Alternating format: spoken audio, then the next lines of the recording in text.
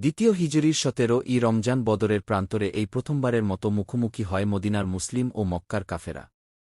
একপাশে দাঁড়িয়েছে মাত্র ৩১৩ জন সাহাবী আর বিপরীত পাশে দাঁড়িয়েছে মক্কার ১,০০০ শক্তিশালী কুরাইশ সৈন্য। বদর ছিল কোনো জমিজমার বিরোধ বা ব্যক্তিগত কোনো প্রতিশোধে, এটি শুধু ছিল সত্য বনাম মিথ্যা, ঈমান বনাম কুফর।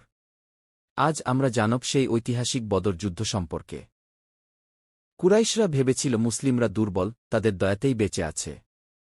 কিন্তু বদরের পর তারা বুঝল, মুসলিমরা এখন একটি শক্তিশালী জাতি, যাদের পেছনে আছে আল্লাহর সাহায্য। আরব জুড়ে ছড়িয়ে পড়ল এক বার্তা, ইসলাম এখন অপ্রতিরোধ্য শক্তি।